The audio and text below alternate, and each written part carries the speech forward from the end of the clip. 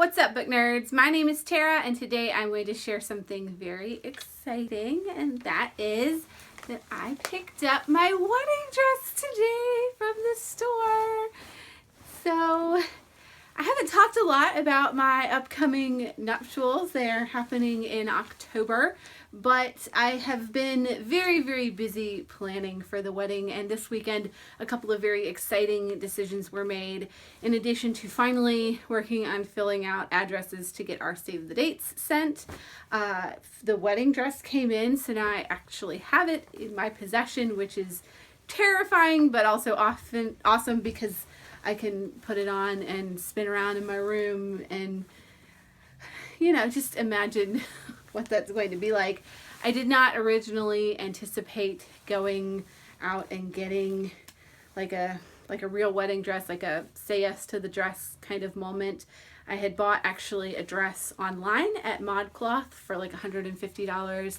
But after thinking about the shape of it and some other issues that I had with one of the fabrics on the dress, I had a friend who suggested we just go to David's Bridal and do the whole try on all the dresses and pretty princess thing.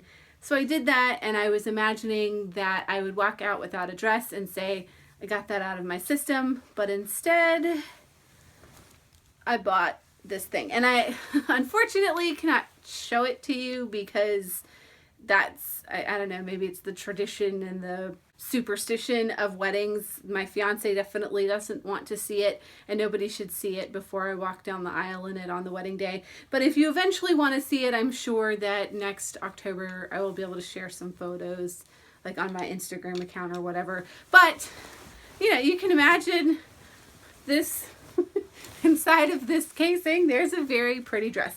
Okay, I'll give one spoiler. Well, okay, I'll give two spoilers. It is strapless and it is T-length. So my plan is to get some, my wedding colors are navy and gray and mustard yellow. So I want to get some navy colored suede shoes to wear with it, which that's actually the part that I'm more excited about than the dress. The other thing that happened this weekend is we finally got our wedding bands in. So I had given my engagement ring to the jeweler to be resized, and we went ahead and ordered the wedding band to go around that. And the wedding band was done, and we finally figured out what size I want the ring to be. So they actually resized it for me in like 5 minutes at the store, and now I have it back.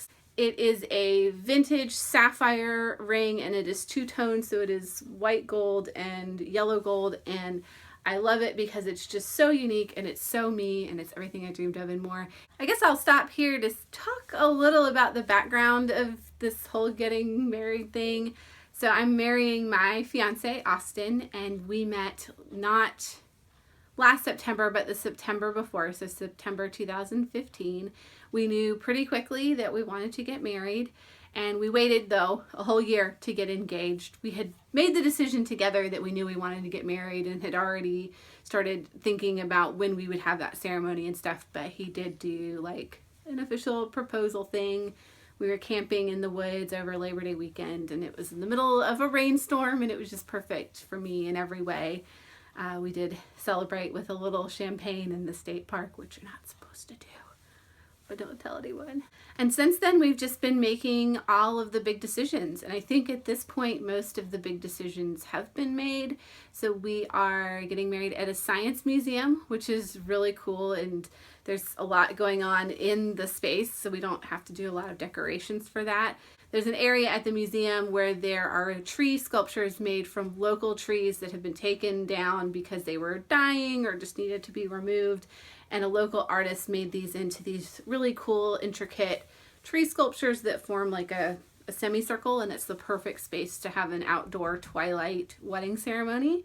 And then we're going to party the night away with a cocktail hour in a butterfly house and a reception under a tent on a brick patio with little twinkle lights. And yeah, I'm super excited about that. We're having our rehearsal dinner at the restaurant where Austin and I had our first date, and it will actually be on the 2-year anniversary of our first date, which is also kind of interesting and I think super romantic, but maybe that's just me.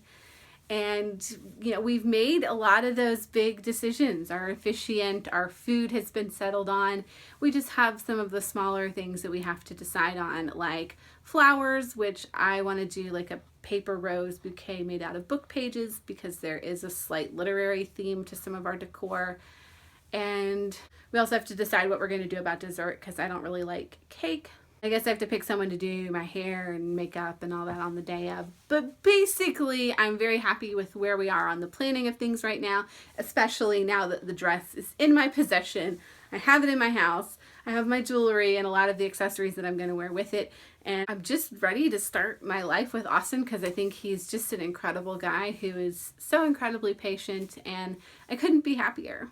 I know that's all very rapid fire at you about wedding stuff or whatever, but I was just so excited bringing this dress into my house that I had to share, even though I can't really share on the level that I want to because, whatever. But I do have a video planned for later in VEDA, or maybe just closer to the wedding, about the unique qualities of planning a queer wedding, because I identify as queer and Austin identifies as queer. So that's been an interesting part of this whole process, because a lot of the things that are very traditional about weddings we've thrown out the window because we just don't feel like it's necessary to do them. We get to pave our own path for our wedding and have it look exactly how we want it to look, even though it still has a lot of very traditional elements because that was important to Austin. But I'll save all of that for later because we haven't even really gone there ourselves and how we're going to make all of that happen, or all of those smaller types of decisions that we have to make.